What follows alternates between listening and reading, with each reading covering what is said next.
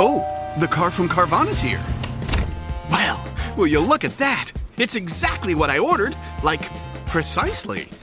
It would be crazy if there were any catches. But there aren't, right? Right. Because that's how car buying should be. With Carvana, you get the car you want. Choose delivery or pickup and a week to love it or return it. Buy your car today with Carvana. Delivery or pickup fees may apply. Limitations and exclusions may apply. See our 7-day return policy at Carvana.com. Ladies and gentlemen, welcome to Wrestling Art with Chris Things. Ray! Do the hammerlock. I do the hammerlock. Ray! Do the hammerlock, you turkey necks. Yeah, do the hammerlock. I do the hammerlock.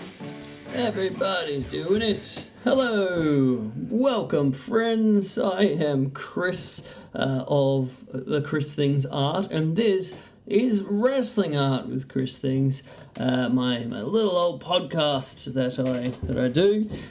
Today we've got our Wrestling Club edition of the podcast that we had this past Sunday night, another lovely, wholesome wrestling club at the Scratch. So I'm very enthused to go into that. We'll have some audio from the evening in question. We'll have perfect attendance wrestling club member Joe on to discuss and debrief on the playlist of what we watched on Sunday night. I'm excited. I think these wrestling club editions of the podcast are a fun vibe. And if you listen closely, and especially at the end of the episode, you may be rewarded with some great audio of little excerpts of some of the stuff that we watched on the night that was. But I got to be quick here. We have this in what's going on in the world of Chris Things intro monologue before we get to the wrestling club. I'll try to keep it tight, but dang busy as always. Right now, as I record this podcast, I am anxiously packing and preparing for what looks to be a massive weekend. So I've got Friday night where I've got Lucha Fantastica in Brisbane, which I'd highly recommend everyone come along to. No one puts on a Lucha Fiesta quite like Senor Fantastico, and it's the special Day of the Dead tour. Dia de los Muertos, one of my favourite times of the year, and I am very enthused. Last time they had it at the Eaton's Hill Hotel was so much fun, so I'm really looking forward to that. Gotta pack the car and drive down from where we live up here in the Sunshine Coast hinterland down to Brisbane, but yeah, it's going to be a lot. I got to pick up some calendars. Yes, we have brand new Chris Things 2026 calendars that I'll be launching at this event. I'll be looking to add those onto the website in the near future as well for everyone who might be interested there. We also have some new t-shirts I'm picking up, a bunch of new prints. I've got it's gonna be and I'm gonna be driving now with 2 dogs as well. So I don't know how I'm gonna fit all my things and 2 dogs in the car. Wish me luck. And then following Friday night, I have one of my other biggest events of the year on Saturday, which is the Great Artist Market at Felons Brewing Co., the Howard Smith Wharfs area, just at the edge of the whatever that famous bridge that we've got in Brisbane is. Kangaroo Point, I guess. The bridge has got a name. Whatever, it doesn't matter. That is like a massive day. It's such a wonderful collection of all of the Brisbane art scene. One of the best days for Brisbane art, I feel, in a market sense. That sort of like grassroots kind of thing. It's got such a wonderful energy in the air. I always have such a good time. And it's also lovely to be able to do a market where you get beer brought to your table. So I'm looking forward to that. But yeah, dude, it's a little bit. There's a bit of a trepidatious kind of element to this. Two such big events. One night where I probably won't be, getting home after that Lucha Fantastica show till the early hours of the morning, and then I'm gonna be turning around for like a really early morning setup. So, dude, it's gonna be a big one, but I'm up for it, and let's hope that I survive. So that's my life. I've also been working on a fun little bit of commission work. It can sort of be a interesting challenge to try to I'm now at the stage where I try to put it into sort of a calendar kind of book form, so I can work out what people's deadlines are. Let's work out how we can get this done. I always pride myself on getting the things done on time, but it's just a matter of sort of having a higher level of organization, I guess, which is what I feel like we're slowly getting to a better place with that right now. So I'm getting the work done in sort of like a healthier manner, which I think's good as an artist. Knock on wood for that one. But yeah, I really do enjoy the commission work. There's been a lot of fun stuff to get to do lately. Even got to do a dog commission recently, which I've done a few of those over the years. A surprising amount actually when I was going through my different ones on my computer. So that is the thing that I do.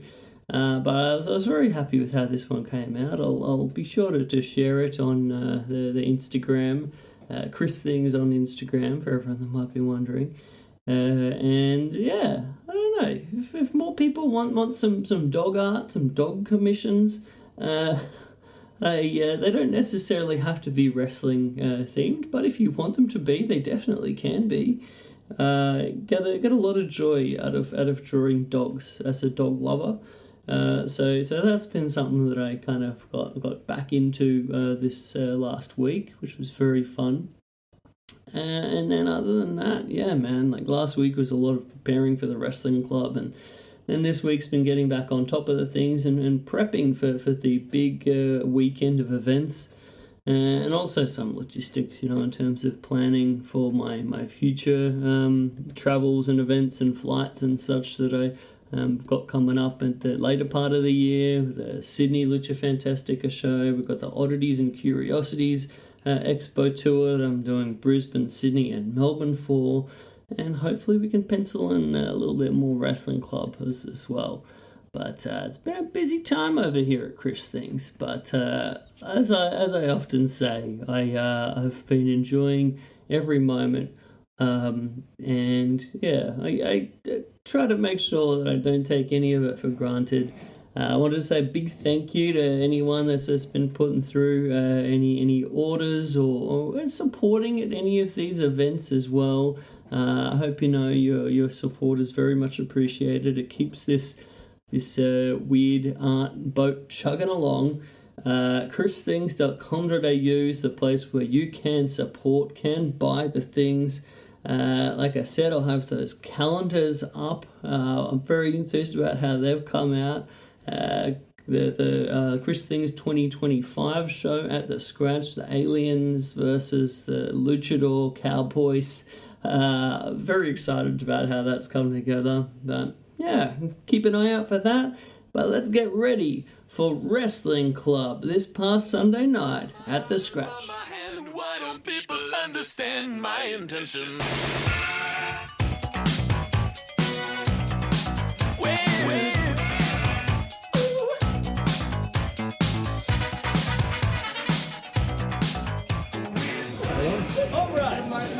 Ladies and gentlemen, we've made our way to the latest Wrestling Club evening. Thank you so much. I think we're up to 14 now. I don't know how that happened, but 14 wrestling clubs. Pretty great. I'm very excited to see everyone here, regardless of whether you came here for this evening or whether you just happen to be in the scratch. It makes me very happy. I'm going to play a bunch of weird and wonderful wrestling all over the globe, all time periods. Hopefully there'll be something you've never seen before. I'm pretty sure that'll be the case. We have a vaguely German theme tonight. It's Graptoberfest. Is the pun that I went with here. So I did my best to try to find some maybe vaguely German things for tonight, and we will be having a halftime trivia that will also be vaguely German themed. I'm not going to tell you what it is yet, but start thinking German wrestling themes is what I would say. I'll make it easier than it seems. All right? But the winner will get a free beer, so that's a fun thing. But yeah, for tonight I'll be playing the things. Got my art here as well, t-shirts and such. If you want anything, swing on by, say hello to me. Got my little pay square. We'll make it happen. But most of all, let's enjoy some wrestling.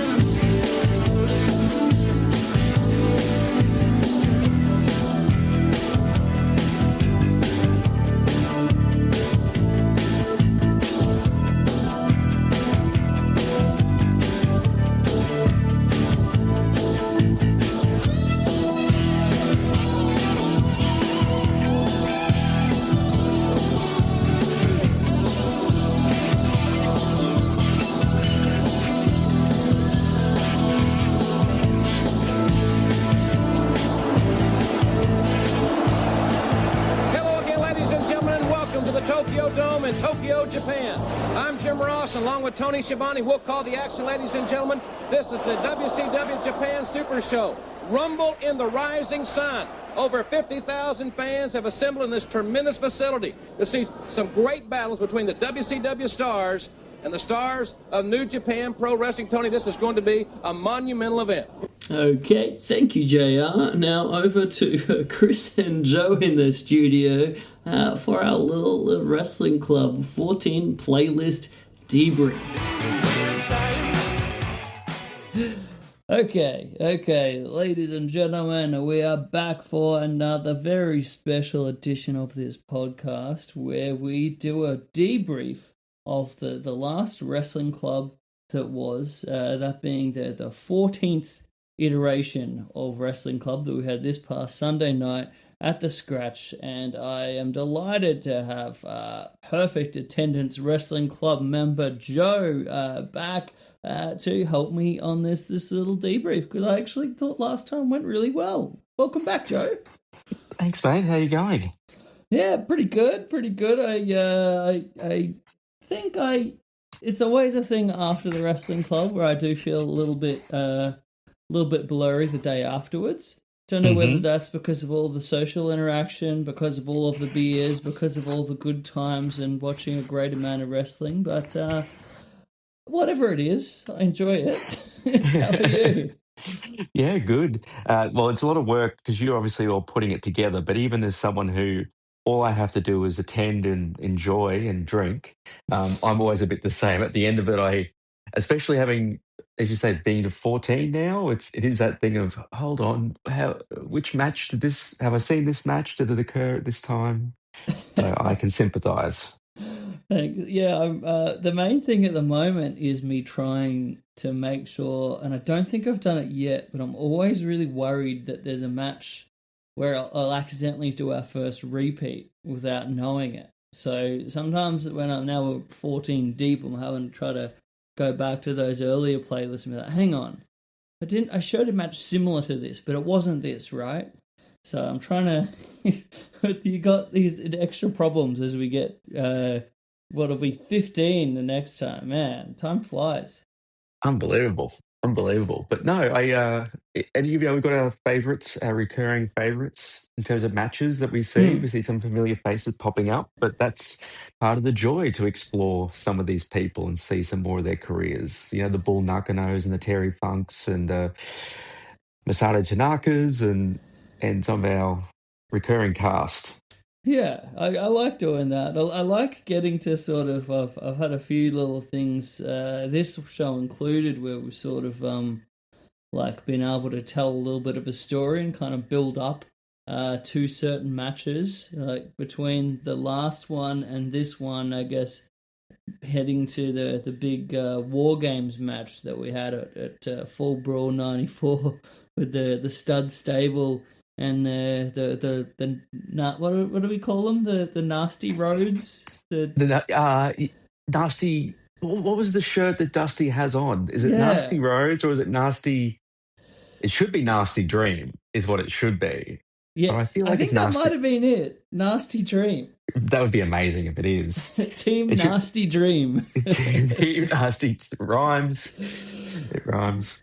Man, yeah, but it's really fun sort of getting to have little things where we have different things where we're building off from previous events and keeping things going, certain feuds, like able to thread a little bit of a narrative through it. So to me, looking back at this night, I guess that was the big thing. We got to sort of like culminate, a match that we've been sort of building up to from the last wrestling club. And that made me very happy to get to watch with everyone. But overall, I thought the night was really cool. We had a great energy. Seemed like a excellent packed house for the wrestling club.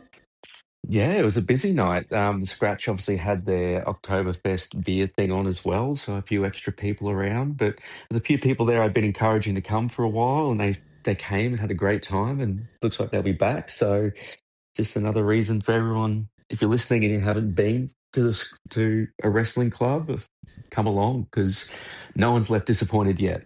I'd like to think not, and I think we're a welcoming bunch of people. I like to think that if we do have people turn up that might not have been before, you have a group of like-minded weirdos that you can hang out with, and I think especially for the people that are repeat guests, we kind of have like a nice little community rapport going. Like it's a cool thing. No, I think it's really great, and I think your match selection's really key to that. You don't, there could be a tendency with some people. Like I think if I've often wondered, if I was putting together a match list, what it would look like, um, and I think yours are really great because you'll have these deep cuts, but also just highly entertaining, weird stuff that people wouldn't have seen before, and you're very conscious of not putting on. I think we discussed this even on the night. It's so hard because so many of the classic matches that if you really like your wrestling and you're into, so many of those matches are 30 minutes, 40 minutes. And I just think if you played, 4 of those matches back to back for the Scratch, I think people would get maybe a bit distracted and a bit, maybe not bored, but I just don't think they'd be as entertained. But then you find a way I think you're right 100%. Like you gotta, like I do try to, like there'll probably be at least one match, on a wrestling club that I know is going to run, quite a while. So I'm sort of conscious of not wanting to do that like too many times, at least for one night. I'm trying to balance it with sort of, got some longer stuff, but some, shorter, more bite-sized stuff, and, pepper in some fun little bits and pieces and video packages and promos and that kind of thing that keeps it moving. But, yeah, I mean, there are definitely some, like, big-time, long-running classics that, I'd like to get to. I'd like us to be able to get into, but yeah, it's not like I'm going to jam a bunch of those all together on one night unless I want a lot of people to just be like, man, this is a lot of wrestling. Yeah. Well, and you're right. The other thing you do really well is put in those other little vignettes and, in a way to build the matches like war games, like the Roddy Piper stuff as well for that dog collar match. Oh, so Um, good. I mean, still thinking about that. But it does help, right? When all that stuff's so entertaining, it's not just like even if you didn't include the match, half of those promos are so fun and entertaining in and of themselves, especially like we'll talk about like Dusty's promos. Even if you didn't include the match, it doesn't really matter. It's just all there. So I know it's a real credit to you that you make it as fun as it is with, and I know you put a lot of work into what's there. It's not just what's 5 matches people would think were sick, you know. So no, I think that also contributes to it, the fun of it Oh, all. thanks, man. I sometimes I'm like preparing for these nights, and I'm just like, I have put way too much time into researching or sort of going down the rabbit holes to get all the little bits of going through entire shows to grab every great promo that led up to this thing that I could possibly find, a weird pre-tape segment or whatever it might be. But no, it's definitely a labor of love, but it's something that's like awesome to do when I know that people get something out of it, and so it's just something really nice to get to celebrate that passion together, and it's especially gratifying when that there's some stuff that people might not have necessarily seen this before. They might have heard of it, but they didn't actually sort of get the appeal of it, and then you can kind of get share what it is that I find really cool about it, and then get to see that other people kind of like bite on the same thing is really nice. Yeah, no, it's right, and first time wrestling fans might not have known. Again, like war games, as you said, like that's a really significant event, but to build it up as you did, I think it does what the program was designed to do when it was first released, right? Build it up, hype it up, draw people in, make them care. And so like just replicating that's really key. So it's great. Yeah, I mean, to me, it's just showing how how good a lot of this stuff was. Especially like I feel like I'm always banging on about how much I love that like early '90s period of WCW, especially. And that being a period where like in all WWE documentaries, they always like treat it like it was this like dark days of where it just wasn't very good until Hulk Hogan and the NWO came in to save everybody. But there's some really great stuff to be found during that period. So I get a kick out of showing that, and I feel like this sort of like road to the '94 War Games and the Stud Stable specifically is some really really fun stuff. Yeah. And you're right. It is that even if you're a sort of what's the word, like journeyman wrestling fan, it's that propaganda. And I use that word deliberately because it's such like a narrative that's obviously been just repeated and repeated and repeated, that wrestling was dying, wrestling wasn't there, and they were only wrestling in like high school gyms and all this type of stuff. And you're like, what are you talking about? Like, you can go back right now and watch the WrestleManias from that time. Like, they're still playing big venues. It drops off compared to what it was. But, and even, and I know you've said this too, but some of those eras, some of that time in the WWE at that time, there was some great wrestling in that new generation era before Attitude, there was some great stuff in there. So, yeah, so even that, like, it's great that you bring that out to people, and sort of those lost gems and stuff. And it's while we both talked about how much we like the WWE Vault on YouTube and some of the stuff they dig up now, it's really great as well. Yeah, definitely appealing to a different type of wrestling fan than what most Raws or SmackDowns these days are probably appealing to necessarily. But I mean, I think kidding. a big part of it is like it's history is told by the victors, and they're not going to want to portray the guys that in their mind were their enemies in a great light. And when you actually watch this stuff, like, yeah, you can see outside of what that sort of propaganda, revisionist history can is the way that that's kind of talked about a lot of the time. Totally, and but it's fun. I love discovering it through wrestling club. So thank you. Dude, you're very welcome. But so for the night that was, we started out with a few. I actually did a combination of the intros to the Starcade 91 in Tokyo Dome. So we had a bit of the New Japan intro or VHS release intro to the show. We had a bit of the WCW Turner home video intro to the show, including what I really got a kick out of the luncheon segment where we got to see all of the wrestlers doing their best to take advantage of the buffet spread that they put on the day. And Arn Anderson wearing a kimono or trying on a kimono, which Oh my brought me a God. lot of joy as well. Yeah. Yes, cultural appropriation. What cultural appropriation? No, that was fantastic. Isn't it weird how like you're just those graphics from that era when they were cutting edge at the time, especially I think about this a lot in WCW when they start using computer graphics to generate I love it. all their stuff. And it's just like, I remember thinking, this is the sickest thing I've ever seen when I saw that stuff in the 90s. And then now I love it, but for a completely different reason, for the nostalgia of it. But at the time, I thought that was the coolest. I thought it was so cool that it was all computer generated, and yeah.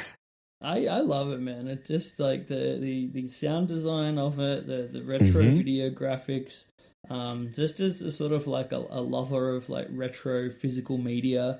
There's so much of those like little like intros to movies and production studio graphics and stuff like that I just get such a kick out of. So it's the same way like with the start to a lot of these old like VHS releases. I'm just like, man, like as much as I can, I always try to start Wrestling Club with like one of those because it really like that's what gets me back into the mindset of me as like a teenager, like popping in this grimy VHS that's probably a dub over of a dub over of a dub over, terrible quality, got weird pink lines all like sliding through and just there's something really lovable about it. So yeah. That's where that comes from. But so we got of all of that, we went with what was I reckon my favourite match of that entire show.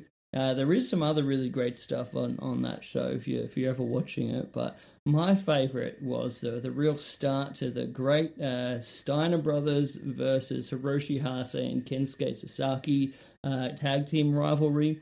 So this was their first bout. It was for the IWGP Tag Team Championships, and I think I'm not sure if I mentioned it to you on the night, but I was very passionate about the entrances on this. So sometimes on these releases, they'll cut out entrances or they'll dub over the music of them and that kind of thing. So I went with the WCW home video cut to get the entrances because in the Japanese one, they cut the entrances off.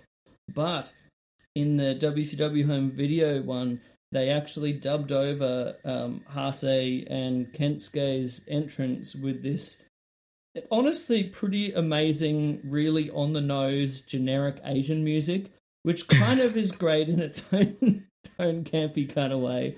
But there's something I just love so much about Hiroshi Hase's entrance music and the saxophone in it and just the sheer 90s babyface energy of it that I knew I had to find that theme on YouTube, which was not an easy task, and then actually like hard dub over the entrance with this correct audio as it would have been in the building on the night. Oh wow! I didn't know you went to that level, but I do know you've said before about really trying to scrounge up entrances to matches, which I always love too. Like I love seeing some, especially in some of those Japan matches. I was actually just watched one the other day of Bruiser Brody, and like the entrance is the best part. He's walking on chairs, swinging a chain at people. I'm like, this is it. If this match had ever happened, this would be the best part. But Oh, so so good. yeah, so yeah, thank you for doing that. That was awesome. That's all right. Like, I'll never forget the visual in this one of them all like doing their jog, their enthusiastic jog to the ring. 'Cause it's not a short way to get to the ring when you're in the Tokyo Dome. Quite a large No. venue. They're all jogging, wearing their amazing early '90s like shiny satin New Japan jacket tracksuit things.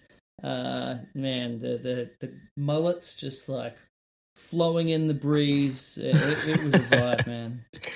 And the facial hair, Yes. Hase's little pencil thin moustache is, I What think, a a sexy beauty. moustache that is. Oh, beautiful. And then Steiner's gigantic handlebar.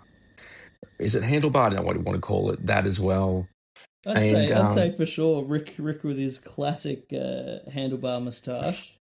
yes, and then and uh, Kensuke. I've never seen him. I've only ever seen him later in his career when he got the short hair and like the goatee. Mm. So to see him with that beautiful mullet as well up against this Steiner's mullet, that was enchanting. I agree. There was a lot to love about this. Was very enthused that it seemed like everyone kind of got into this in a good way to start the night. And especially those sort of like people you can tell are watching from like a bit further back in the bar, where they're kind of like, what is this wrestling stuff? And this just ticked all the boxes for me as a great match to just start things out hot. Yeah, and is this the third or fourth Steiner Brothers match we've had, Wrestling Club? I think it might be. I know we had the Steiners against was it against Vader and Bam Bam possibly? Yes, we've had that, and there was another one we've had. So we've had at least three. Must be. Yeah. I'm pretty sure there was a Steiners enhancement match as well that I've included in the past. Those are always a fun time. Those poor jobbers just getting thrown around, getting murdered by these tough boys from Michigan. Man. Yes. No, and I think again a bit like the you're talking about the intros, like the home video intros and that type of thing. Also, just everything about it screams pro wrestling from the Steiner brothers, that era, their ring gear, just so iconic. And just the look of them. It was great. Yeah, for me, And just that is wrestling right there. And they're just the amount of dudes that just been thrown around in this match is just so enjoyable. big boys too, all big boys, thick, throwing each other around, all natural. No one's ever touched. Oh, Just for sure. hard work and clean eating. Broccoli and chicken breast. To get those physiques, you've got to really take your hat off to them. All natty, right there. All yeah. Not the mutant freaks that the early '90s were known for. No, but no, it was a great match, really physical. I mean, not really, exactly what you'd expect from a Steiner Brothers match, and it delivered. But seeing Kensuke in that when he's younger, I mean, you pointed out, I think, to me that like Kensuke, just how he moves around so much more dynamically. Not he's not dynamic later, but later on he becomes a bit more planted, I guess, in his offense and his movements. I don't say it as a dig or anything, but this one he's moving around way quicker and way more dynamic in his offense, and which is cool to see. Yeah, for sure. I mean, later on, I mean, he's definitely known just for his force and his, how hard he hits people, which is incredible. And then you see the early '90s version of that, and he still has that real like force about him, but he also just moves like an animal. So Hmm. he's just a delight to watch. Loved it. Yeah, great match. Great So opener. then we jump into what would be our road to War Games. So we start out on the August 27th, 1994 edition of WCW Saturday Night. And we had a fair few promos. We had I think this might have been the segment that had the great squash match by the duo of Terry Funk and Bunkhouse Buck, who I feel are one of the great underrated short-term tag teams of all time, and I really wish we got more of a run with them. And then there's sort of this dynamic that we see of this war between the Stud Stable and the Rhodes family that we continued on from last Wrestling Club with that great Terry Funk and Bunkhouse Buck against Dustin and Dusty match from the Clash. And we eventually, we don't know who their partners are going to be to start with, but then we eventually make our way to Dusty going to the Nasty Boys local bar, I guess, to try to recruit them to be their backup for the War Games. And I am not sure whether I may enjoy this segment more than actually do the War Games match. That's not an insult to the War Games match, but lots of love on this episode of WCW Saturday Night. And everyone there loved it as well. Loved Dusty.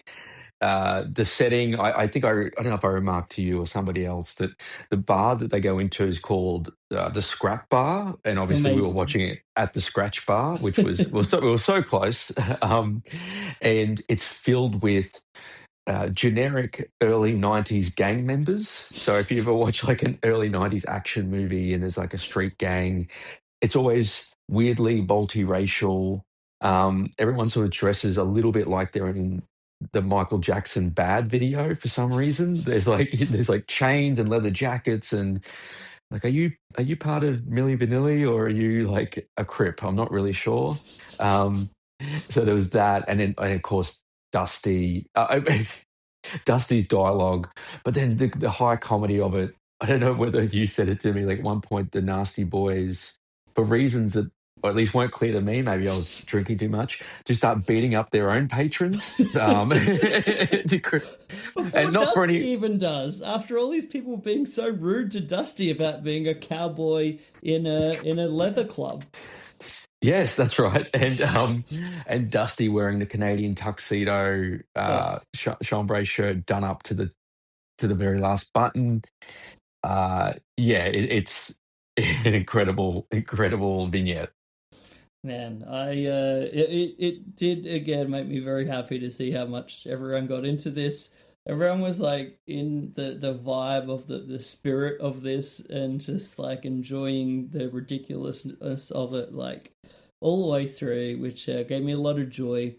And then the following one that we get up to with the oh, hang on, before we get to that, we had a All Japan Women's Tag. So I've come to make sure every wrestling club we have some sort of All Japan Women representation as much as possible. This being the tremendous duo of Bull Nakano and Dump Matsumoto. The bad girls against the Jumping Bomb Angels. This was from August 22nd, 1985. It was actually a 2 out of 3 falls match, but it might be the fastest 2 out of 3 falls match I've ever seen. This was just madness, and I made sure to leave in some tremendous video or audio accompaniments as we got the singing of, as you pointed out, Devil Masami to start us out. I'm not actually sure who was doing the following dance singing number, but I was pretty stoked that me leaving in like 6 minutes of just singing seemed to be a welcomed thing on the night. Yeah, again, it's this type of thing I think that really makes wrestling clubs so wonderful is this type of thing. Um, and it makes it even more wonderful when you know the wrestlers, because if you said to me, because obviously, Joshi wrestlers, that was obviously a thing, being sort of idols at the same time as being wrestlers. But it never in a million years would I pick Devil Masami to sing what seemed to be some sort of love ballad. It didn't seem to be threatening at all, and to be done up all really kind of nice and pretty and singing this love ballad. But Devil It was Masami, one such of a the catchy, great song as well. I could totally yeah, see like Cyndi Lauper or Pat Benatar or someone like right there, and she gave them a run for their money. yeah. I mean, I'm assuming that's a real voice, so crushing it. Who knew Devil Masami could sing really well? But that was so good. And then obviously the match. Side note, Jumping Bomb Angels, just a great, incredible tag name for a Right? team. Just so good. So many of those names from the Joshi wrestlers, we discussed this before, are so good. Like Dump Matsumoto, Aja Kong, Bull Nakano, Jaguar Yokoto, hmm is that right? hmm Bison Kimura, So um, good. Dynamite Kansai. Like these are goddamn wrestling names. Do you know what I mean? Like just hmm And pretty so well everyone has like the great face to match. I mean, I don't think anyone can quite top Devil Masami's like evil face, no, but no. just the visual appearance of Dump Matsumoto and Bull Nakano coming to the ring in their like S&M 80s vague sort of like butch cop kind of like aesthetic, Uh-huh. punk butch cop kind of vibes. Pun- It just yeah. such a vibe. Yep. Yep. When when more, not when less is more, but when more is more, it's just like, it's leather, it's cop, it's S&M, there's kendo sticks, it is punk. And it all works. It all Yeah. gets across the same dangerous, authoritative vibe.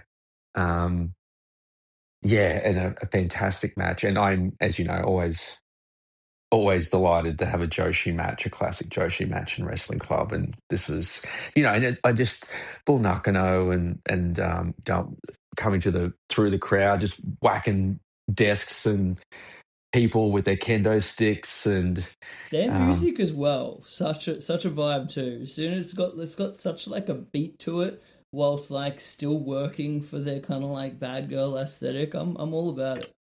mhm. Yeah, fantastic. And so I loved it. Like I really don't know what else to say about it. It was I It was agree with you. chaos. Like that was a Yes. big probably the biggest takeaway for me. Just chaos from start to finish. I think it had a real good energy to it. You had like such an immediate contrast between like the tag teams involved. And yeah, I guess the other thing, the more I think about it now, is like my wheelhouse of classic Joshi wrestling is probably more the 90s stuff. So going back and appreciating this stuff from the 80s while, preparing for this wrestling club kind of stuff has been a bit of a great, discovery kind of journey for me too. So it's kind of like we're all discovering this stuff together in a sense when I'm getting more into the 80s kind of classic Joshi world, and damn, it's good. Yeah, it's fantastic. And all those people in it are, I think we've spoken about this before, but they're all legends. And so in some ways it's no surprise that it's such a good, fun match considering the talent involved. But it's that kind of chicken and egg where they're also good because they're legends, but they're also legends because of these types of matches and working together all the time and against each other all the time. Like, they can't help but just improve and really push each other, and it's really cool. And man, that crowd is so insanely hot as well. Just Oh yeah, like people screaming their lungs out. Just the fact that it's so different to sort of like the current makeup of Joshi wrestling, where it's a lot more like male fans now. Like you watch this, and that is like 95% like women just losing their shit. Like it's just such a cool atmosphere. yeah. It's mainstream. Do you know what I mean? Like it's completely and it is that thing of that's where you start wondering about like all the singing and all that type of stuff. Like, you know, they try and build crossover stars now in wrestling, you know, and have them in rap film clips or in movies and TV shows and all that type of stuff. But like Joshi was doing that to such a high level, you know, back then, and it just feeds into it. I would think. Oh yeah, for sure. I think they definitely knew what they were doing, and yeah, even like a hated heel character like Dump Matsumoto having all these like really campy like 80s commercials of her like eating noodles and shit, like and being on like morning shows. Like it was Yeah. wild how yeah, like just integral to the pop culture like a lot of these women were. So then we move on to our back to WCW Saturday Night. We're up to September 3rd here, and it is the first big promo now that the Rhodes and the Nasties are together. They're a united force, Joe, against the Stud Stable, and man, if I have not seen like one promo where everyone just hits it out of the park. I did not realize how awesome Knobs was in terms of a promo. He was like almost doing his version of a Dusty Rhodes promo, and then we just got the most batshit insane actual Dusty Rhodes promo. This was all kinds of incredible. So just remind me, because this is where like things have run together in my head a little bit. Is this the promo where? No, this is Dusty's promo. Is this Dusty's promo where he does like that's America? Is that this? Oh. And that's America, baby. Oh, and it was just I said it on the night, and we're like, well, God, why couldn't Dusty have run for president? Right? You know what I mean? I mean, of all the celebrity presidents we could have had, couldn't we just have this man? And again, we've spoken about this before, but just that Baptist preacher energy that Dusty just has, really unmatched and unrivaled by anybody before or since. It's so fun, but also, and it is like, you know, it can be silly and all that, but it's also really, it does pump you up. It does hype you up because he's so charismatic, so engaging, and so entertaining. It's just great. Yeah, and it is even more powerful when you watch it in this kind of like bar setting with everyone together, and the magic of Dusty like just almost like silences the bar where everyone is just listening to this like odd strange American preacher man who is just exuding charisma like no one else. Like this promo was just out of this world. Mm-hmm. Yeah, amazing. And then we won't, is it the next promo, do we go straight into the one with Terry? I think we had a few of there might have been a couple of Terry ones in the previous episode of Saturday Night where they're all kind of together. And I think one of those first ones was the ERP promo, if that's the one that you're referring to. Yeah, yes, it is. Yeah, the one where everybody in that stable breaks at some point during the promo. Mang even has to turn around away from the camera. The Colonel, he's laughing and covering his face. Arn Anderson also, is that the one he's in as well? Yeah. He's actually got like the balaclava cowboy thing covering his face in his retro Hangman Adam Page aesthetic. That's true, right? Yeah. His Hangman before Hangman was Arn Anderson. Turns out, who would have thought? But yeah. Oh, that was also for a very different reason. That was also an incredible. And the thing, what is? Terry says something and then just stares, like sort of off into the distance a little bit, frozen. Yeah, the incredible. one where he's telling everyone that these guys don't they don't what was it? It's like it's not like we don't like the Rhodes family, and then he just basically goes on to then like just bury them underground before him turning to Mean Gene and saying, "We load them." And then Mean Gene just like acting like he just said the most rude, offensive thing. Yeah. And that was the end of that Saturday night. We discussed this before, but Terry's ability to just like lace his words with venom, and what he's actually saying it's not a swear word, it's not a slur, it's not sexual, it's nothing like that, but it's just and it just sounds like, but it sounds like he's said something like that. You're like, oh, Terry, I think you want to. I feel very comfortable with how you said that this man is, that you don't like this man. And that's all he said. He's like, we don't like him because he's no good. And you're like, Terry, come on now. Let's not go too far with what we're saying here, please. It's like the delivery is just that wild that you're almost like, did he say something way worse than I think he just said? Like, is everyone? It's all just like everyone kind of like reacting together to just his phenomenal delivery. Terry Funk is absolute magic. I don't need to say that to anyone, but he really, really was. Yeah, no. Some of the best promos we've had at Wrestling Club in like a single wrestling club, I think.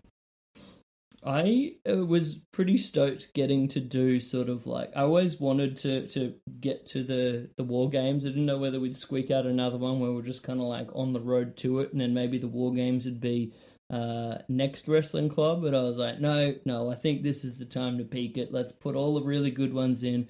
People are going to want to see it that night. Let's just like boom, boom, boom. And the thing that stands out to me, like, that's really cool about this feud with the Rhodes family and the Nasty Boys and the Stud Stable, it's like everyone involved is just an insanely great promo.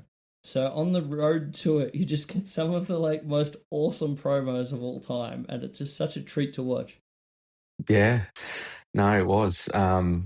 So, and then everyone was pumped. War Games, obviously, again, another really visually fun and exciting like match style to watch in a bar as well. Yeah, well, that's the one that I was a little bit like, oh man, most War Games, like they feel like they go for a while because you got the drip fed out entrances and everything. But I think you're right, it goes really well in a bar because you always have something to keep it moving, and you're like, oh, we got this guy coming in, we got that guy coming in. So it does go for a bit of a while, but I think it keeps it active enough to where, that's why when it's done right, to me, the War Games is probably one of the greatest gimmick matches of all time.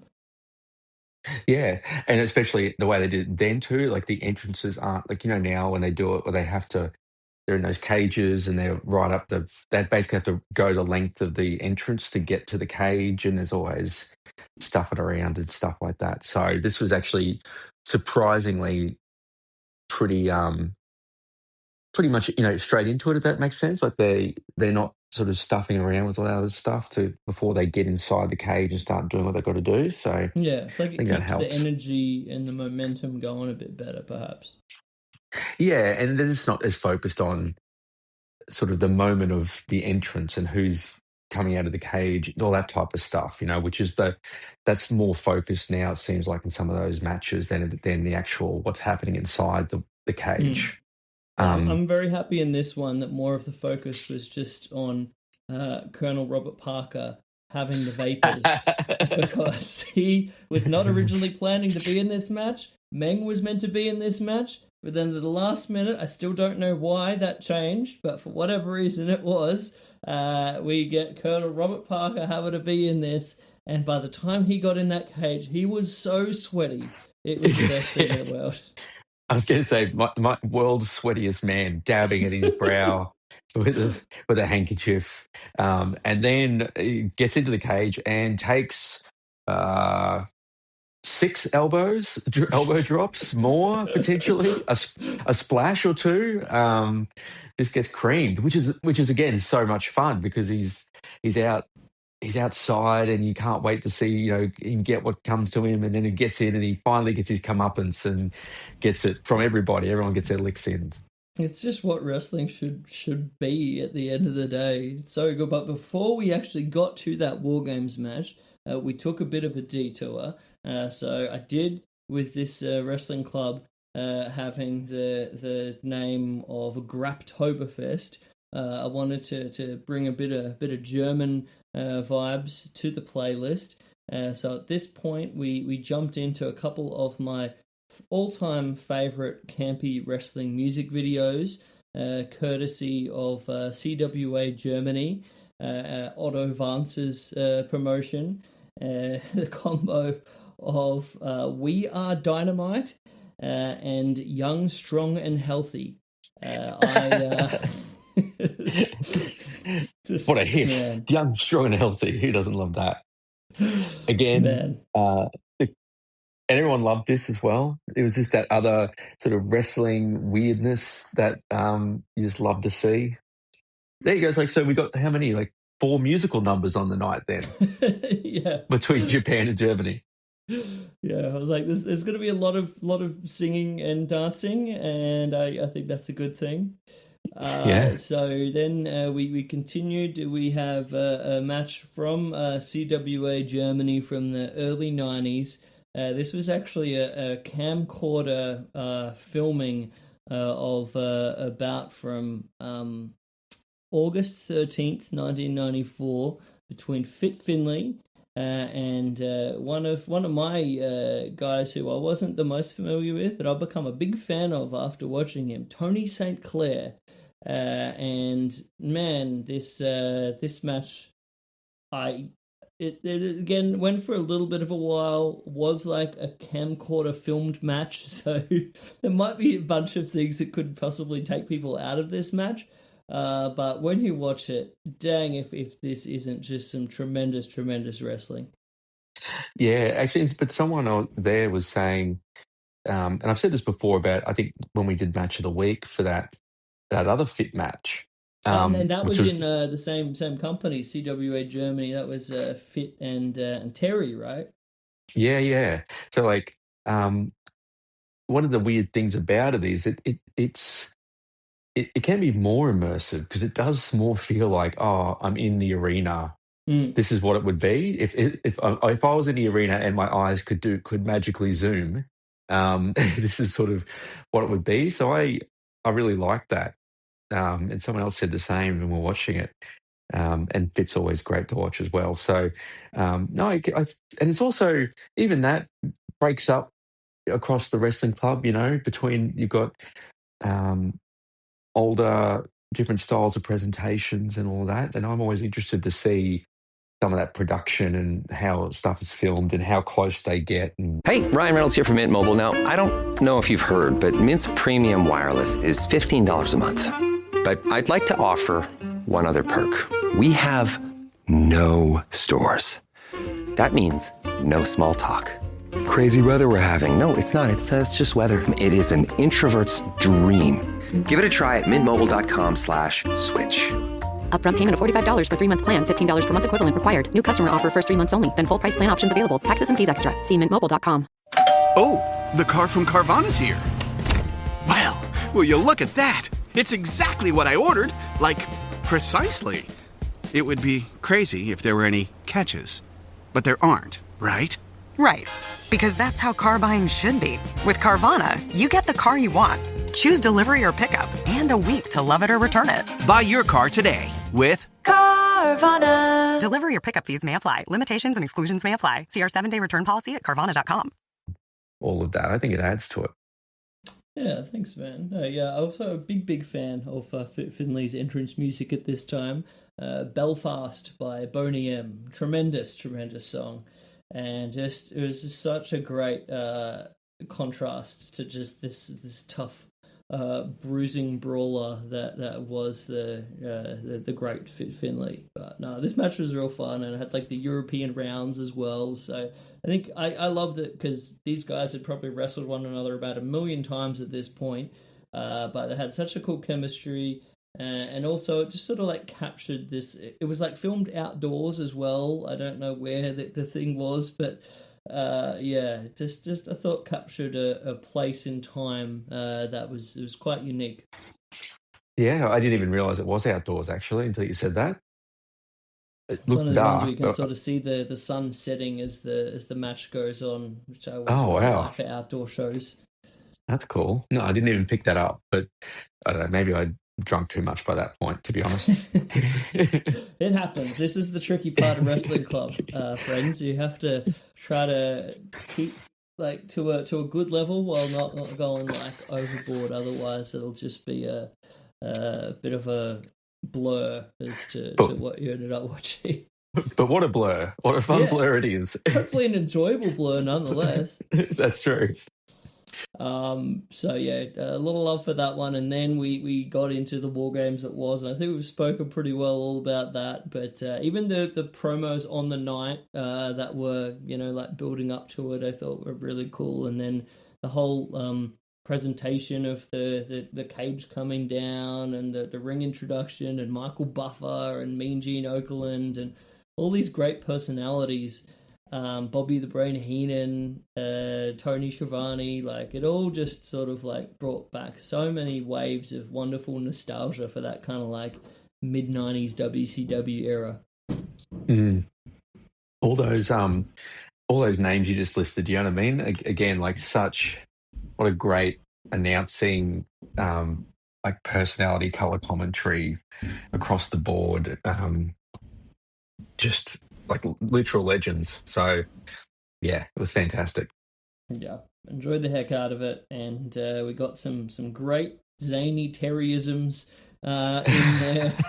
Like once Terry came in, it was just like, this is the Terry show. There was a point where he did his bit where he got crotched on the rope and they were like bouncing him, and oh my gosh, and the boot shots, cowboy boot shots, so much to love. Yeah, and your reclamation project for Bunkhouse Buck continues. So you will not rest until the world recognizes the greatness of Bunkhouse Buck. Heck yeah. He's not in any, not officially in many Hall of Fames that I know of just yet, but one match at a time, we can get there. Yeah. Oh, so good. Then after the War Games finished, we went to something completely different, a match from 2019, back in Germany. It was night 2 of WXW's 16 Karat Gold tournament, and a match that I just, like, I think it was the great counterpoint to everything we'd watched so far. Sort of really bringing up to more of a contemporary kind of style of badass, awesome wrestling. But Walter and Ray Phoenix, and man, that apparently was the first time and maybe only time they have ever wrestled according to Cage Match, which just seems like such a travesty. But dang, yeah. I enjoyed the shit out of that match. Well, I mean, in the same company now, so maybe, maybe we could get a bit more of that if they actually do something with Phoenix. But yeah, no, I think this was really awesome to include, as you said, a more contemporary form of wrestling, and some of the people there who clearly had not seen either wrestle. Not surprisingly, were just sort of blown away by Ray Phoenix and what he can do, and the contrast. I think I said this to you or somebody else. Just the contrasting styles always works so well when you've got two people who are so gifted at each. To have a guy, high flying offense, who can then just be chopped out of the air by someone like like Walter, or does a flip and then just gets a big boot to the head, and Ray losing his mask, was it like 3 times or something? Yeah, like Walter tears his mask early on and must really do a number on the structural integrity of this thing, because then every big move, his mask just various times went flying, and the crowd went nuts for it. The crowd in the bar went nuts for it.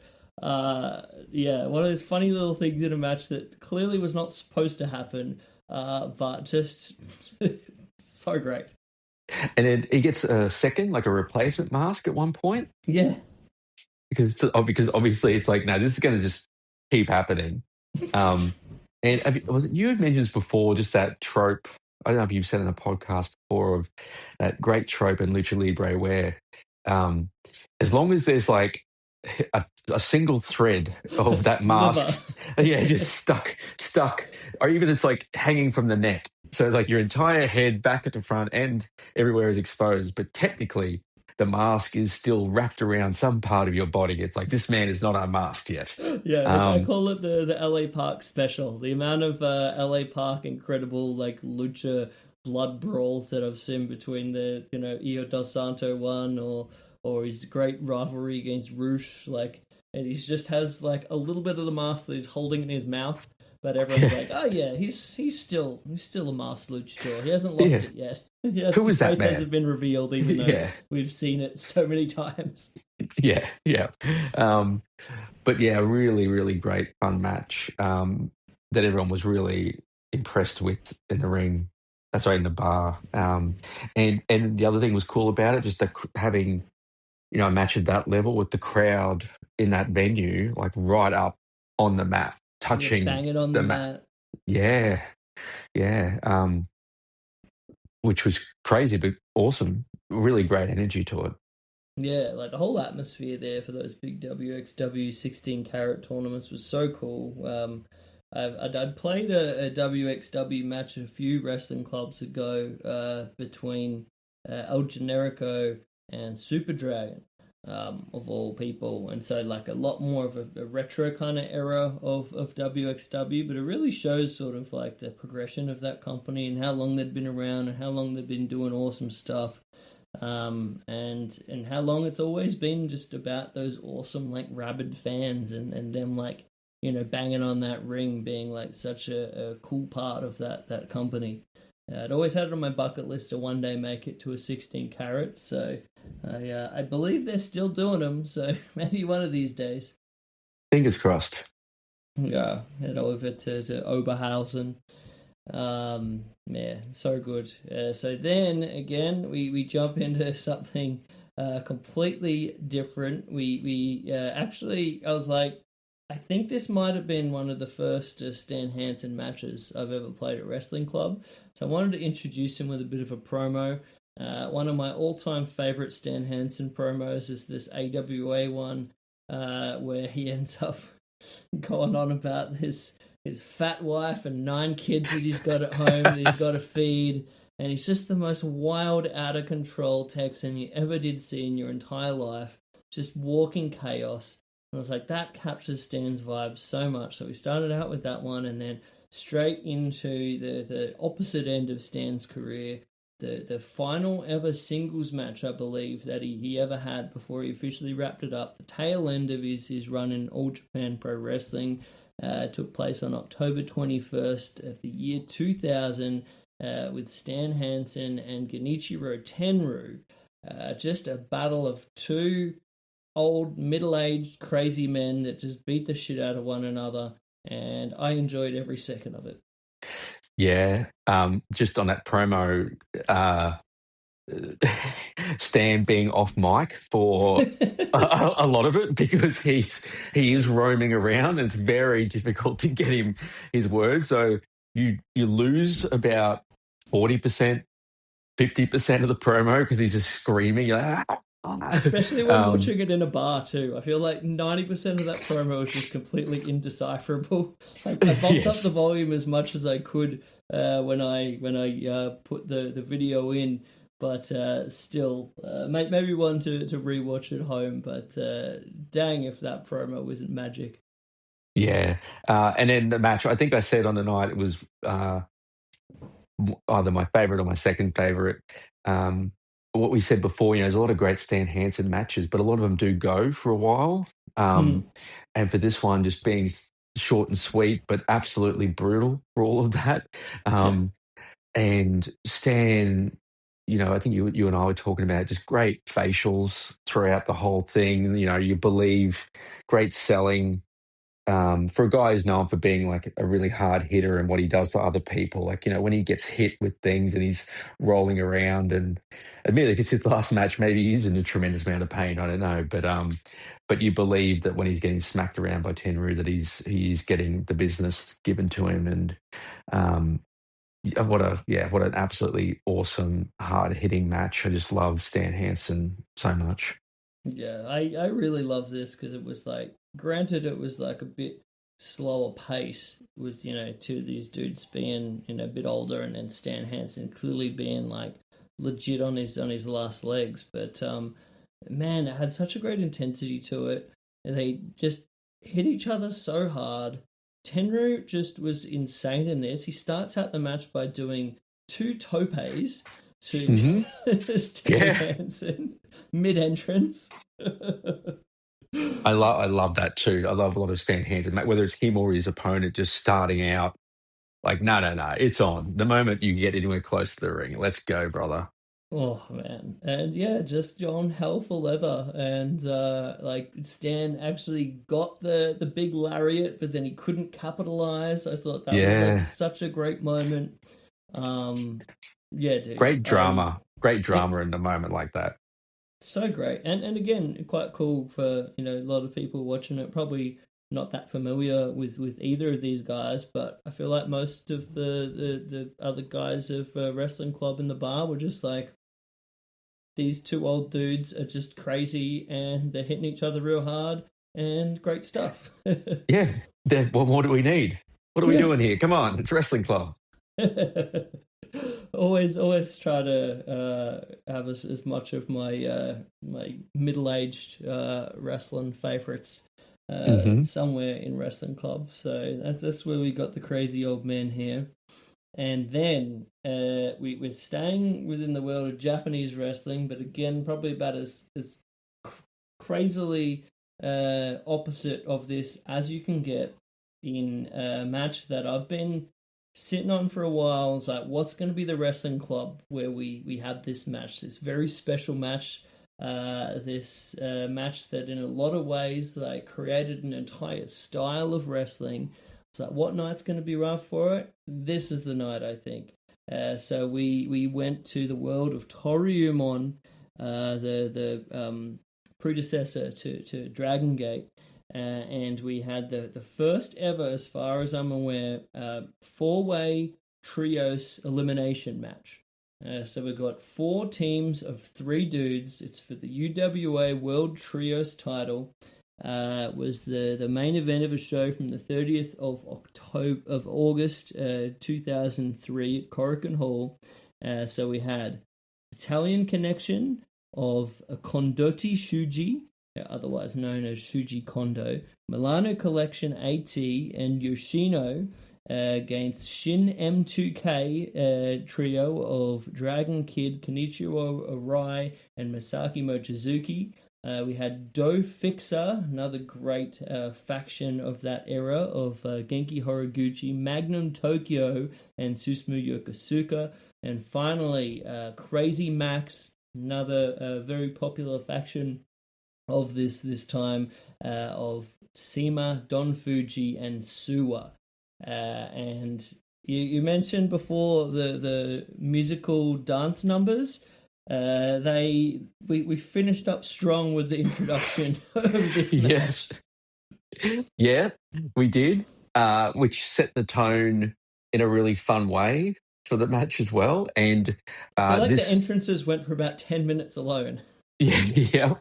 But a match that got a huge reaction from everybody, and rightly so. And I can see why you were sort of saving it for the right time. You don't just want to dole this one out willy-nilly, but a really, and people were remarking as it was happening, just like, how do they remember all of this? How does this not just fall in a heap after like 5 minutes in, you know what I mean? Just so like many such people. a frenetic pace to a match with like Yes. so much shit in, like, I just have no idea how you take that many guys and you put all of this incredible action, and like it's so complex and so like so much going on with so many different people. Like, just from a choreography standpoint, I have no idea how you pull this off. And the other thing, there were like no real like botches or things falling apart or anything. It just like came off absolutely perfectly. No, that's right. And as you say, there was no real not really any slow spots in the match, where everyone just, all right, let's get our breath back here. Just, well, at least Someone watching grab a it. hold here. Exactly. Yeah, yeah, yeah. We'll do this, for a minute and a half. Everyone just take a breather and then, okay, you can come back in. And which was the guy that I marked onto you who just looks like he's running at like Usain Bolt levels of speed? Is it one of the Italian? Masato Yoshino, the speed star. Oh my God. Like, people rave about like Bron Breakker and the speed he moves at. Like this, it makes him look like he's walking, like unbelievable speed and dynamism. And this It was was in crazy. his early phase when he still had sort of the kind of jungle boy Italian model look going on. Yeah. I mean, that thing, having like a trio of Italian male models as a gimmick, which is fantastic, with the little Italian flags like at various spots on their ring gear. It was really cool. I Yeah, don't it's know really who does my favorite sort of like Italian heritage ripoff, whether it's the Italian Connection or whether it's the FBI from ECW, but got two excellent trios there regardless. the irony being that wrestling was famously for years filled with Italian people pretending to be Native Americans. And then Lebanese people pretending to be Arab people, to be like, sorry, not Arab people, but pretending to be like Iranian people and whatnot. But yeah, Can't forget the all-time great of Yokozuna of true. Islander dude being like, oh yeah, you could be a Japanese sumo, sure. And then Rikishi, even long after that comes along, it's like, yeah, we'll just continue this gimmick. Why not? And then suddenly his sons are like, back to the old stuff. But yeah, I almost can't. Impossible to recap the match. Just so much. It was just Yeah. so much. But yeah, I feel like it just kept topping itself. And yeah, in terms of like its reception on the night, I couldn't have been more happy with how much everyone just got into it, and we got to sort of finish the night on such a high. Yeah, yeah. Well, the other thing I was going to say too, what's funny about it, like talking about the choreography of it, it also didn't feel like, what you might expect potentially is sort of a bit of a brawl, and then sort of this team and this team will have sort of a match. Do you know what I mean? And then this team and this team will have a match. It never really felt like that. It just felt like everyone was involved all the time, which is really cool. And again, it contributed to that feeling of just I don't know, like not chaotic's not the right word. Like it's just that frenetic, as you say, highly complex match was really cool. And then like obviously the finishing. Well, it wasn't. Was it the finishing spot? This is where I am getting blurry. The multi-man, the world's longest suplex conga line that we got. And it's like, oh, he's going to, and then it just gets getting added to and built and built. And much like the audience, our like audience at Wrestling Club was just freaking out with every dude that was added to it. It was just hyping it up more and more. They knew exactly what they're doing. They had the audience like just in the palm of their hands. I just thought it's like sometimes you watch a match and for what they're going for, they just pull it off flawlessly, and that's what I thought this was. And yeah, like the multi-man spots, like the amount of like crazy corner spots that we got, where like one guy gets like thrown into the corner and then has like his whole train go at him, and someone else gets swapped out, and then.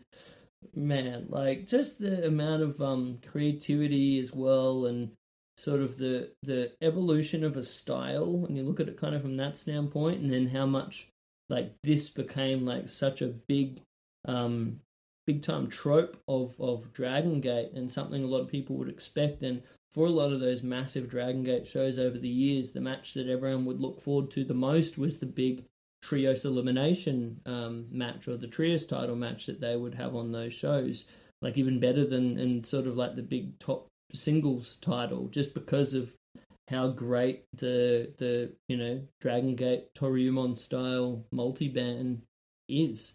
And that obviously also been a big part of the classic Dragon Gate multi-man that we got in Ring of Honor that made a lot of people lose their minds.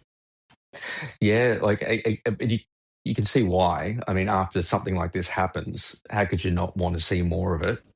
Um, yeah, fantastic, a fantastic main event.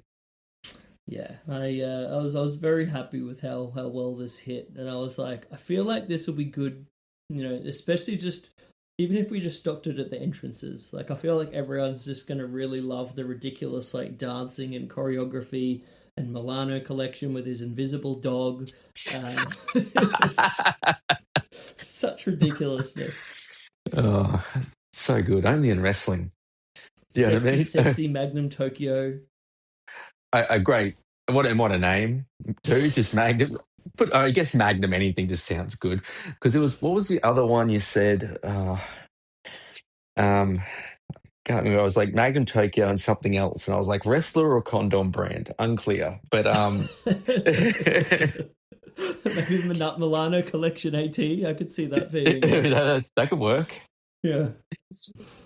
Yeah. So yeah, what a fantastic match. Yeah, just pushing the bounds of, you see some people be like, all right, that's too much. And then you're just like, no, let's just do a whole match where it's too much and then just like times that by 1,000. And it was incredible, but no, made me so happy to, like I said, finish the night on that note. We'll jump over to everyone's in-person thoughts of their favorite matches, and the two of us in probably a bit more of a drunken state. Can't wait. But thanks so much for coming on, dude. I really get a kick out of getting to sort of relive the wrestling club and go over our thoughts of the different things in a bit more of a long-term form kind of way. No, my pleasure. And it's as discussed, it helps cement what happened in my mind to revisit it a few days later after going through it. And just one final note I was going to say too, like that you're talking about that last match, like it being like just this sort of everything turned up to 11 style match, but that's also what like it's really great about Wrestling Club is the match just before it is two old dudes, just the two of them beating the shit out of each other. And it's a quick, short match, and then you've got this other match coming after it. So, like, again, that contrast and that sort of smorgasbord of wrestling that you present is really cool. It's not just all death matches, all tag, all Japanese, all lucha libre, all that. It's all this variety you bring to it. So that's really cool. Thanks, man. Like I said, it's a super fun thing to get to put together, but then more so to get to sort of like all enjoy it together. And it's probably, I'd say definitely one of my favorite night of the month where we get to come together and do this thing. 100%. Look forward to it every month. All right. Well, thanks so much, dude. I'll keep you abreast of when the next one is looking to be. I'll have to have a little chat to the Scratch and see how that'll work in with my got a pretty busy traveling schedule coming up for the later part of this year, but see what we can do. Awesome. Look forward to that. And also, I was looking at my own calendar, so I'm looking forward to the next Chris Things calendar too, when you get a moment in your busy schedule. Oh, the funny thing about that is I legit sent it off to print today. So Hell yeah. I swear people will probably think that we colluded beforehand to do this announcement, but no, legit, sent it off to print today. I'll be picking it up on Friday, and I'll have them available for the first time at Lucha Fantastica on Friday night, and then the big Great Artist Market on Saturday. Awesome. Well, I'll be picking up my copy. Lovely. All right. Well, thanks so much, my dude. All right, dude. Have a good night. Cheers. You too. まずはその新曲発表の模様からご覧いただきたいと思います。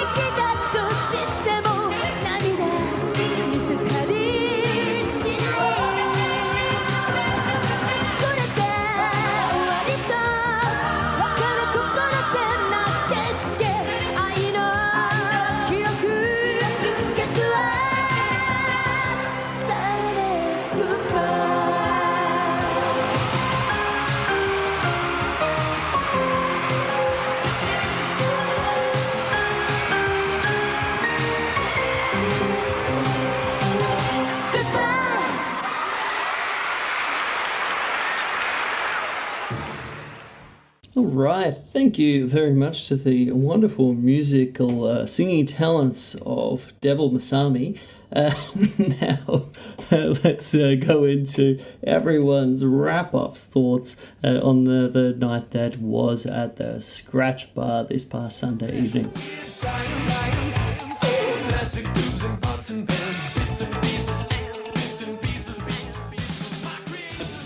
I don't think anything can top that. So I think that is us for the evening. But this is my favourite part of the night where we go around, and my favourite thing of wrestling club is that, generally different people like different kind of stuff. And I think most of us here have been here for most of the evening, so I would be very interested to see, going around the room, what is different people's favourite thing. I don't know, it might be obvious. I don't know, there's a little bit, I don't want to spoil people's perceptions here, but there's a little bit of me where I'm like, I don't know how you can top that last match. But for me, watching all the Attitude Era, to see a young JR, see a young JR and those old early things and stuff, it's pretty sweet. I do have a lot of love for that War Games match.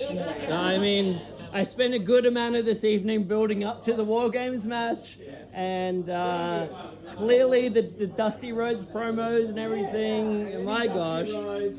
Well, I think looking at the crowd here, I think a lot of us grew up with the WWF Attitude Era in that, so I think we're here for nostalgia, but we also learn seeing things like that, which we didn't previously watch. We're like, holy shit, we can see where the origins came from and where WWF learned their shit from. And we're like, holy fuck, that was. We liked it. Even watching that match, I was like, holy shit, that's so fast paced. The athleticism and endurance was so much different to what we probably watch.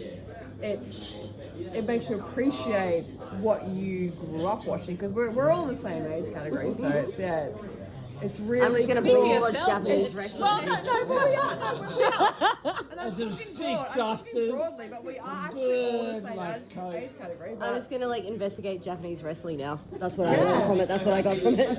I have literally said this the past 2 times I've been. My answer is the same every time. Bull Nakano and Del Matsumura every time.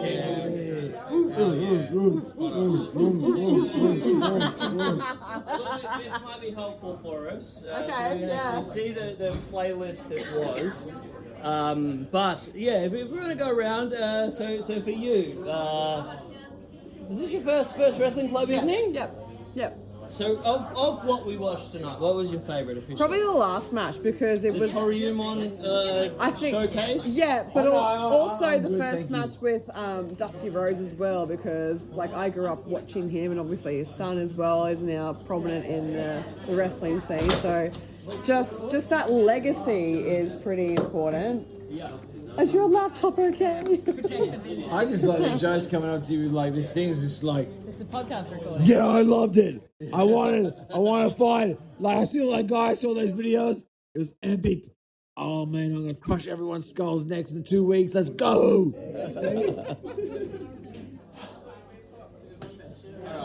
We had a little. My laptop just fell off the thing, but I think it's okay. Thankfully, it's back.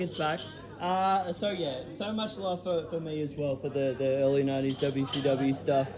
Big time fan of that era. A lot of people say I feel like the WWE kind of reconstructed history is that WCW, and especially that early 90s WCW sucked. It made it popular, and in a way that's probably where we all sort of understood what it was, but we didn't know the roots of it.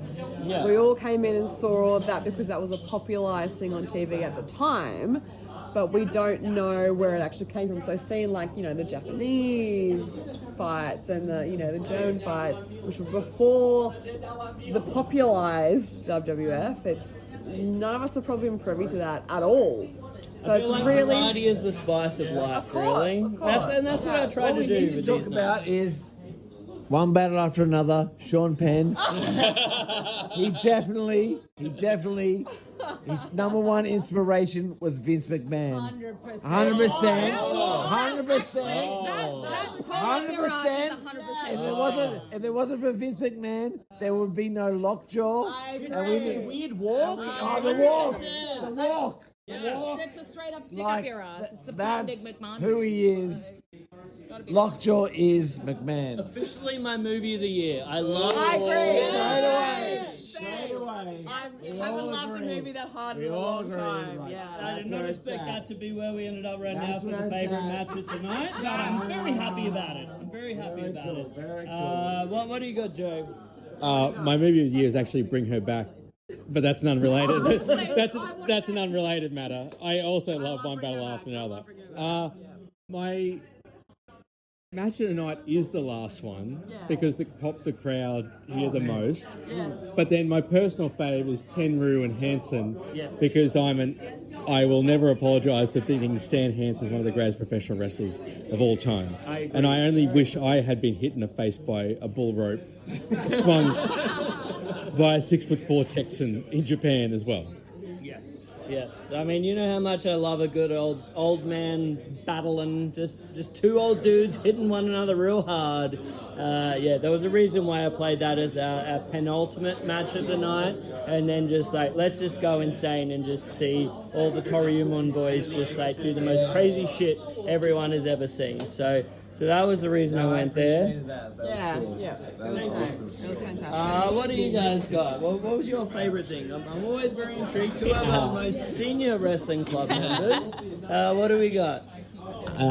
It's really hard to pick a favourite. Obviously, the main event was very innovative, very Dragon Gate, very PWG. I think my favourite is probably the War Games match.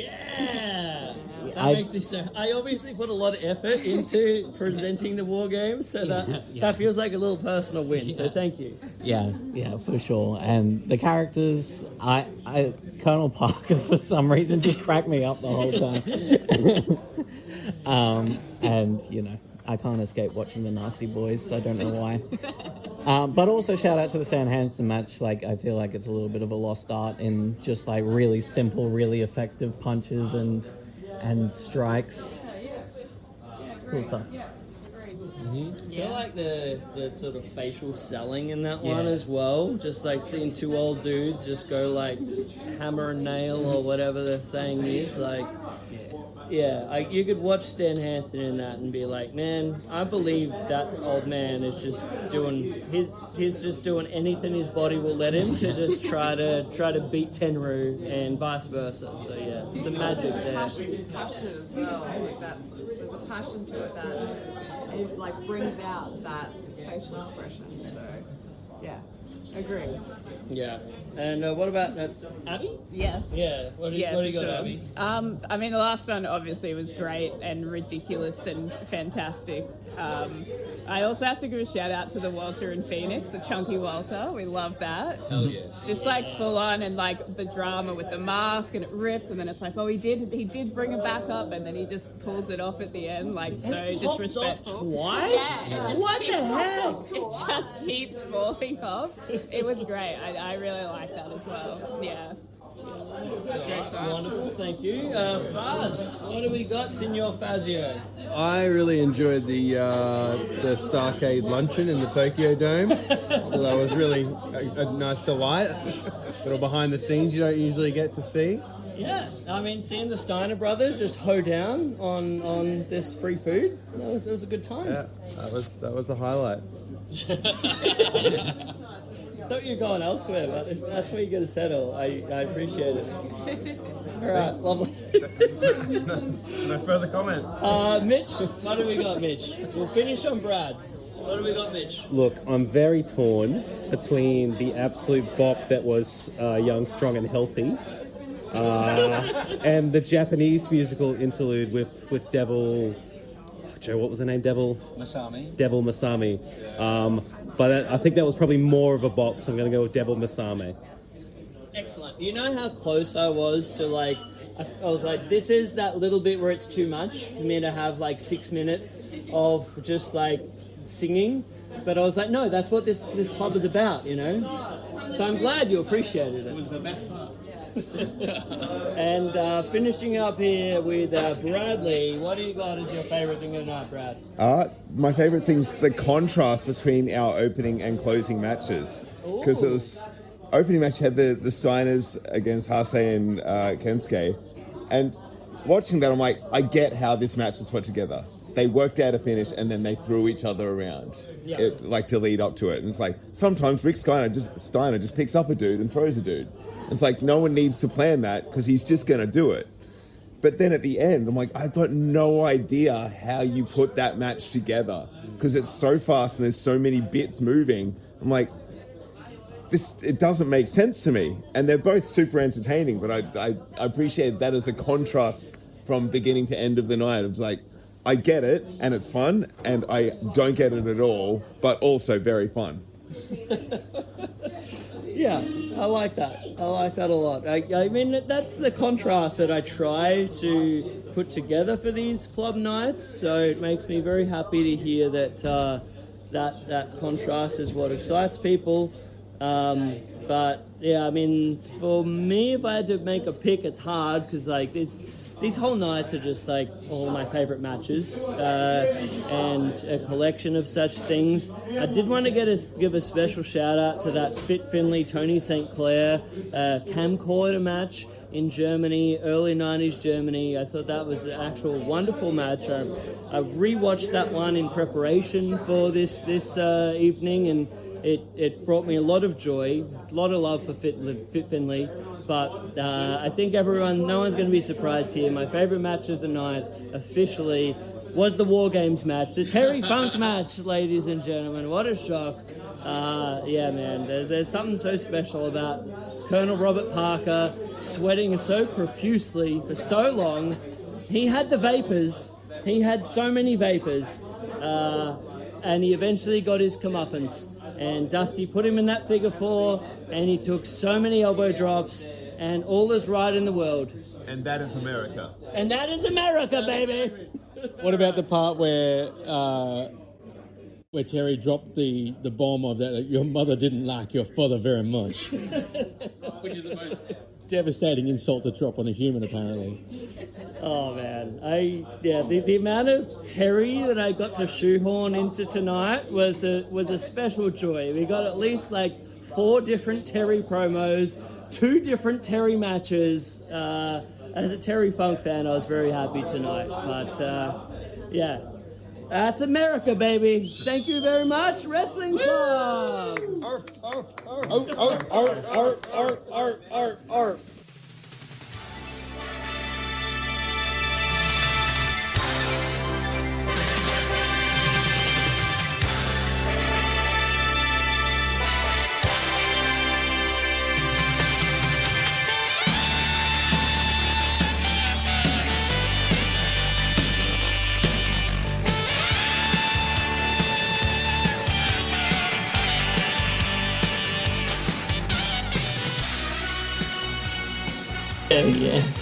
To the beautiful tunes of Hiroshi Hase's entrance theme, I thought I'd bring the show to a close here. Thank you so much for everyone's attention, everyone's listening, and everyone who actually came in person to Wrestling Club. Honestly, one of my most enjoyable things that I get to do in this wild job that I somehow find myself doing as a wrestling art dude. It's awesome. I'd also like to say a big old thank you to the great team at Social Suplex for allowing me to do this podcast. 89 episodes now of extremely niche shit, but I love that they let me have a platform to do this. Very appreciative. At socialsuplex.com, the home of this wrestling podcast, as well as a variety of other rad wrestling podcasts, from One Nation Radio to Keeping It Strong Style, the New Japan podcast off the network.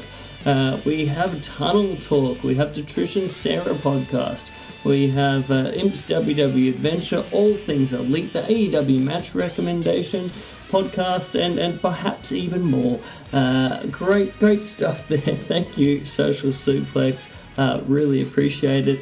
Again, christhings.com.au is the place to go if you would like to buy the things, if you would like to buy the Chris Things art, or even just have a gander. Jump on there. We've also got the events page on there where you can keep tabs on all of my in-person events, as I was mentioning earlier. And yeah, Chris Things on the Instagram. But yeah, big thank you to everyone. And yeah, just thank you for supporting however you do. And just for keeping me company along this journey. I appreciate it. Alright, let's close up this podcast. Maybe in the outro we'll have some of those promos that Joe and I were referring to earlier. We'll see how we go. Alright, till next week, thank you everybody. Hope you have a wonderful week, and we'll be back next week with a great wrestling artist chat with Travis Thornton that I'm very excited about. Alright, I'll see you next week, everybody. Enjoy!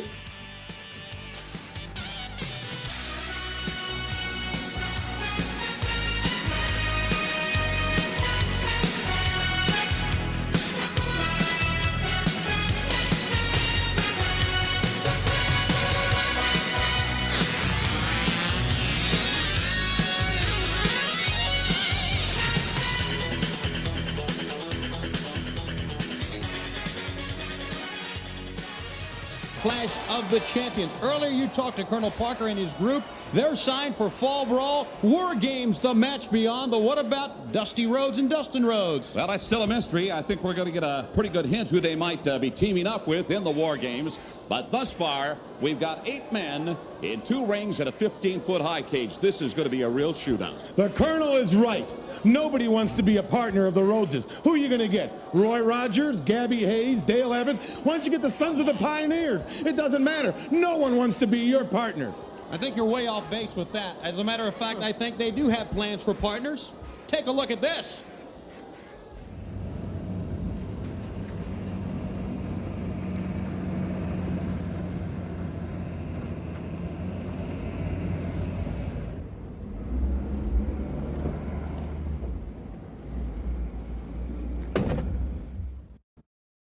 Well, here we are, guys.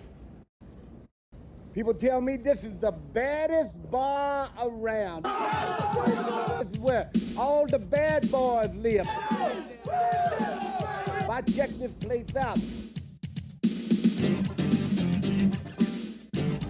Dustin wouldn't like this. This ain't his type of honky tonk, but he said, Dad, he said the War Games, pay-per-view television, submit or surrender.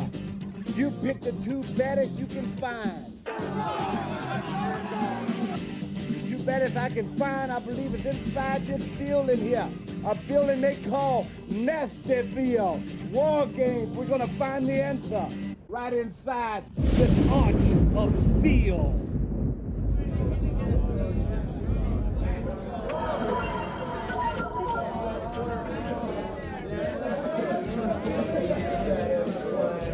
Hey man, where'd you park your horse?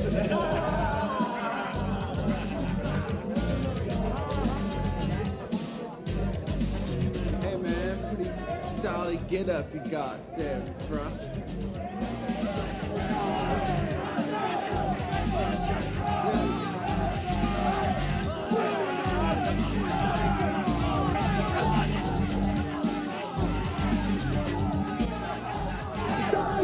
Besides the phone now!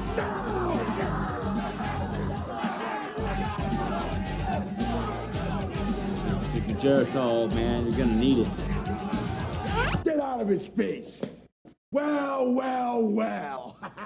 Hey, what brings the urban cowboy to the heart of Nastyville? That's right, Roy Rogers, the OK Corral somewhere down the street.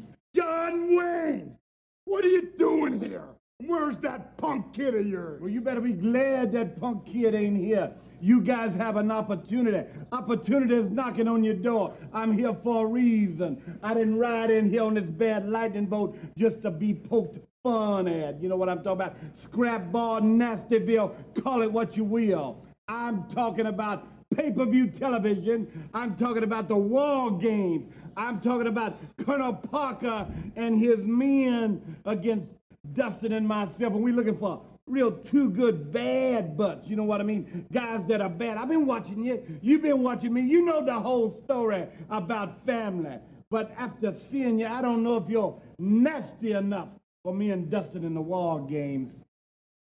Not bad enough? Not nasty enough? Huh.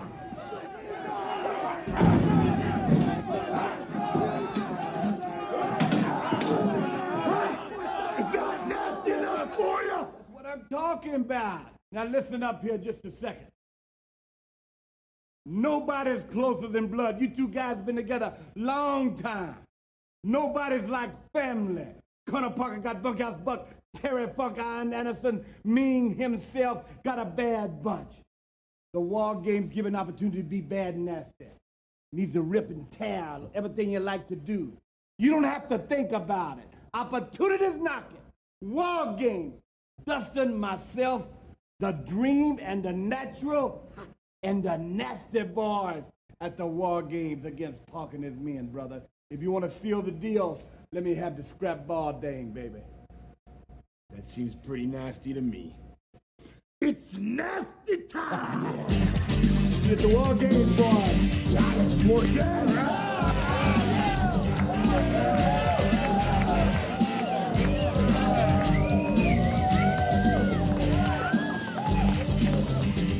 All right, ladies and gentlemen, joining me at this time, Bunkhouse Buck, Terry Funk, Arn Anderson, Ming, Colonel Robert Parker. As you know, the 18th of September, the date for Fall Brawl, the War Games in Roanoke, Virginia. Dusty Rhodes, Dustin Rhodes, and the Nasty Boys. They sure do raise them up big in Nastyville, don't they? Here's these two boys align themselves with the likes of the Rhodes. That's just a little taste there of what y'all gonna get when you get to the War Game. You know, if I had my way, I'd just add Ming in there, let him take care of all four of them. But if I did, I'd have the maddest bunch on my hands because every one of them's wanting a little bite of it. Well, Arn Anderson, you got yourself involved in a den of thieves here. Nasty Boys, that's your wake-up call. You don't think you joined the Royal Ballet, do you? When you jump in the War Games, you got to expect to get hurt. There are no rules. It's called submit or surrender. Well, I just heard Sags laying on that floor saying I quit right then. We'll take that for the day. Okay? Bunkhouse Buck, have you been around sheep? Yeah, I've been around some sheep. I've been around a bunch of rats, too. I want to ask you, who's bad now? Ask them Rhodes boys, who's bad now? I'll tell you who's bad. Bunkhouse Buck is bad. Arn Anderson, Ming here, Terry Funk. Last time I knocked me out of sissy boy out city slicker was the mayor over there in Dyersburg. I'm looking forward to War Games.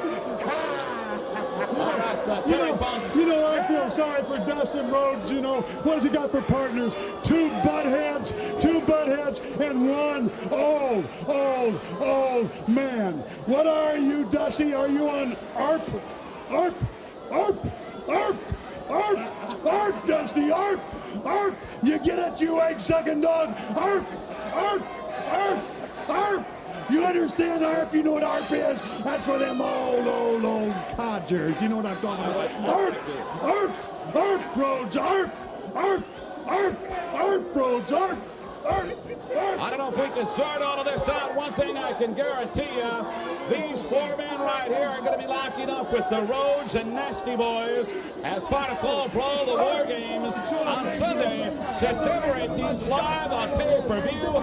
For the brand, Bobby Heenan, Tony Schiavone, Gene Oaken and Sam. We'll see you back there tomorrow night for the main event. All right, thank you very much, Brian. Yes, a week ago we saw what happened as the Rhodes family came together with the Nasty Boys, and now, gentlemen, War Games is upon us against Colonel Parker and his group. Somebody, you and all these people have just seen a little taste of Nastyville. Just a little inkling of what the Colonel and his four cowpokes are going to get in that double ring with the big cage over it and the locked doors. Nasty's dictation is running wild, and their Nastyville is where they're going. You hear him, Schiavone. Let me tell you something, Tony Schiavone. This goes out to you.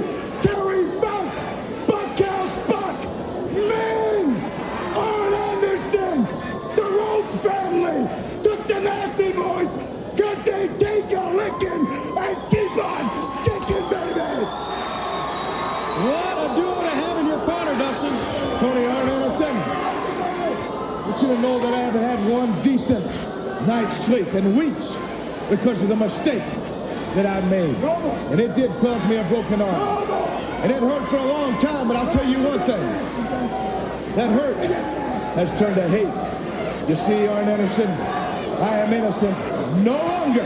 I am emotional no longer. And at the War Games, whether it's the beginning, the middle, or at the end of it, you're going to be in there, and I'm going to find you, and we will get you. You know what I need, Tony? I need me a hot toddy, you know what I mean? You know, this reminds me so much excitement going on that a young woman married an old man. And when she married that old man, that young woman said, don't ever get that old man started. I said, why, baby? She said, because if you get him started, he just won't stop. And you got me started, Colonel Parker. You got me started. And I got a surprise for you. You think you dealt the card. Next week, I got a surprise for you. Ain't that America? I'm standing here, right here, with the greatest natural born athlete in the world. I'm standing with the two greatest tag team combination in the whole world. Terry, fuck you, Watermelon Deep. You know life ain't sucking down. Arn Anderson, you walk behind us. I got a surprise for you. I'm gonna tell you what. I started feeling good. And Tony said before I came on, what you gonna do for this War Games besides that big surprise? I'm gonna suck my elbow and motor off. I'm gonna take me about a case of Jericho. Ain't that America? I'm gonna be ready, because I don't need no rocking chair. I don't need no rocking chair. Remember this, when you walk out of that dressing room, you might take our silver-studded saddle, but you cannot have our soul today. Ain't that America, baby? Fans, and we'll be back on TV.